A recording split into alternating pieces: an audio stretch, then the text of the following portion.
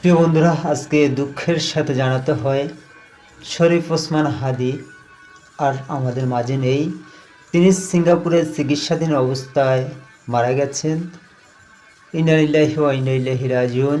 তার জন্য সবাই দোয়া করবেন, আল্লাহ যেন তাকে ওই পারেতে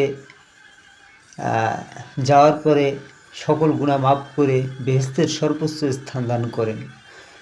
দেখেন আমরা কোথায় বসবাস করি। শরীফ ওসমান হাদি তিনি দেশের একজন তরুণ প্রজন্মের রাজনীতিবিদ।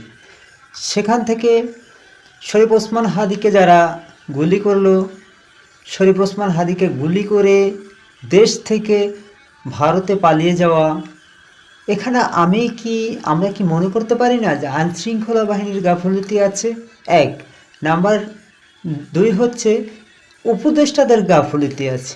আমরা চাই, আমি দর্শক কথা বলতে পারছি না, আমি অত্যন্ত মর্মাহত, আমার মুখ দিয়ে কথা বের হচ্ছে না, আমি আসলে কি বলবো আপনাদেরকে। শরীফ ওসমান হাদি যেন জীবিত ফিরে আসেন আমাদের মাঝে, সেজন্য আমরা সকলে দোয়া করেছিলাম। আসলে তার হায়াত এ পর্যন্তই হয়তো বা ছিল, আল্লাহ পাক তাকে নিয়ে গিয়েছেন। আমরা চাই ওই পারে ভালো থাকুক, কিন্তু আমাদের বর্তমান উপদেষ্টারা, যে আইন উপদেষ্টা আছেন, তারও এখানে গাফিলতি আছে। এখানে অন্যান্য যে উপদেষ্টারা আছেন তাদেরও গাফিলতি আছে। এবং doctor Mohammad Yunus July August গণ অভ্যর্থনের মাধ্যমে সরকার গঠন করেছেন। তিনি কি এই দায় এড়াতে পারবেন? কখনোই পারবেন না।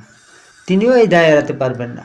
আশা করছি প্রিয় বন্ধুরা, আমার এই ভিডিওটা সর্বোচ্চ শেয়ার করে দিবেন, সবাইকে দেখার সুযোগ করে দিবেন, আমার এই পেজটি ফলো করে আমার সাথে থাকবেন। আজকে অনেক কথা বলার ছিল, কিন্তু আমি আসলে কথা বলতে পারছি না। আমার হাদি ভাইয়ের জন্য অত্যন্ত খারাপ লাগতেছে। আমি আশা করছিলাম যে উন্নত চিকিৎসার জন্য যেহেতু সিঙ্গাপুরে গিয়েছেন, ভালো চিকিৎসা নিয়ে আমাদের মাঝে আবার ফিরে আসবেন। তিনি ঢাকা ৮ আসনে আবার নির্বাচিত হয়ে সংসদে যাবেন, সে আশা আমাদের ছিল।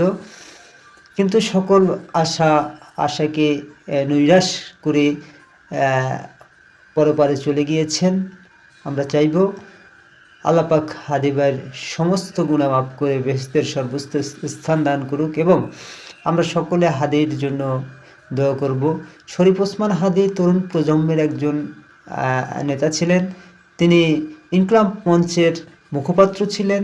তিনি মানুষের মাঝে ভালো কথাগুলো ছড়িয়ে দিতেন। সেখান থেকে শরীফ ওসমান হাদি আজকে আমাদের মাঝে